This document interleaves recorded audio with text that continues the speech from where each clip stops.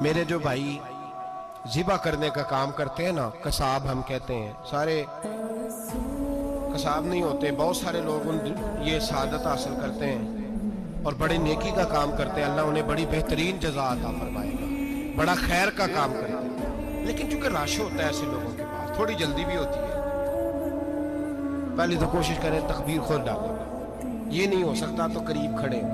ہمارے ہاں ایک رواج یہ بھی ہے کہ 2 بندے ہاتھ رکھتے ہیں، ذبح وہ کر رہا ہوتا ہے تو جس کی قربانی ہوتی ہے اس کو کہتے ہیں تو بھی ساتھ ہاتھ رکھ، ہوتا ہے نا جی بہت ساری دفعہ۔ اب حکم یہ ہے شریعت اسلامیہ کا کہ جب جانور ذبح کریں گے تو پڑھیں گے بسم اللہ اللہ، بسم اللہ اللہ۔ ہاں نبی پاک صلی اللہ علیہ وسلم نے لمبی دعا پڑھی، صحابہ بھی لمبی دعا، انی وجہت وجہی للذی فطر السماوات والارض حنیفا وما انا من المشرکین، یہ بھی پڑھا۔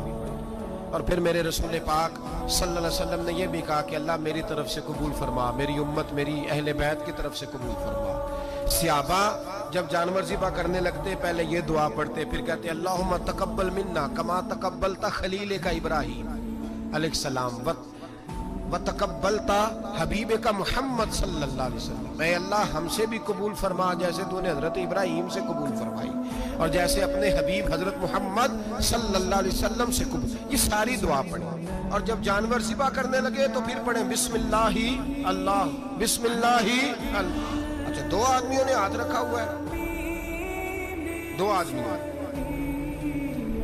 اب اگر ایک نے بھی نہ پڑھی بسم اللہ اللہ اکبر تو جانور حلال نہیں ہوگا، دونوں کو پڑھنا پڑے گا۔ یہ مسئلہ یاد رکھنا۔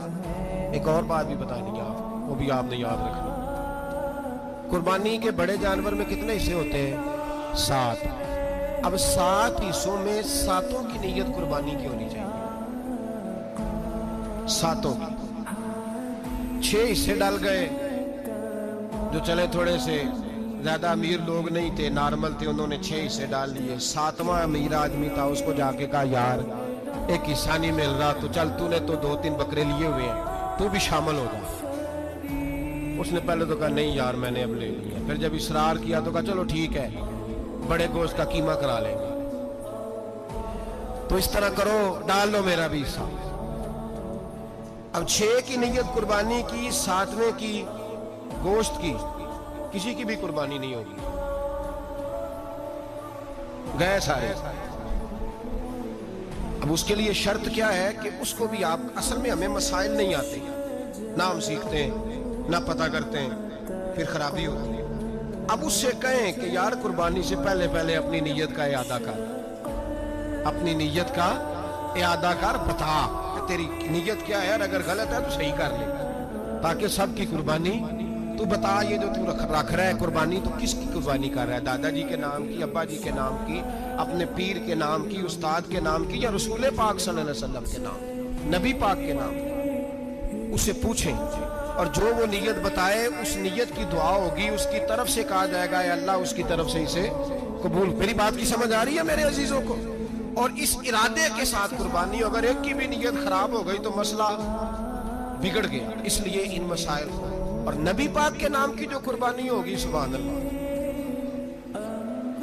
میں کرامات کا زیادہ قائل نہیں، ہم کرامات کے نہیں کیفیات کے قائل ہیں، کیفیات کی۔ اور دین ویسے بھی لفظوں کا نام نہیں کیفیت کا نام ہے۔ میرے حساب فرمایا کرتے تھے ہم کرامت سے زیادہ کیفیت کے قائل ہیں۔ اگر مرید ساری زندگی کرامتیں سناتا رہے اور کبھی اسے مدینے جانے کا شوق ہی پیدا نہ ہو، کبھی نبی پاک کے نام پہ آنسو نہ آئے، تو پھر کرامت کا فائدہ نہیں، کیفیت تو ملی نہیں اسے، ہم کیفیت۔ اسی طرح ہم نظرانے کے نہیں نظر آنے کے قائل ہیں۔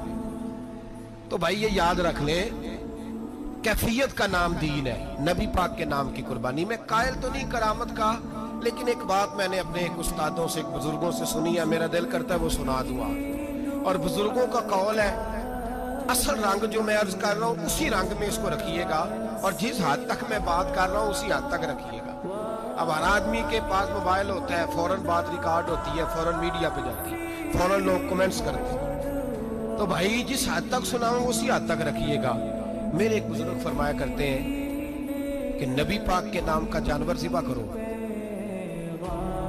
اور وہ گوشت اس آدمی کو کھلاؤ جس کا حافظہ کمزور ہے، اللہ اسے وسیع حافظہ عطا فرمائے گا۔ اور فرمایا کرتے کہ میرا تجربہ ہے نبی پاک کے نام کا جانور ذبح کرو اور جس آدمی سے کوئی گناہ نہیں نہ چھوٹتا، کسی گناہوں میں الجھ گیا ہے، اسے وہ والا گوشت کھلاؤ، اللہ اس کے دل میں نور پیدا فرمائے گا اور گناہ سے نفرت ہو جائے گی اسے، جو نبی پاک کے نام کا جانور ہو۔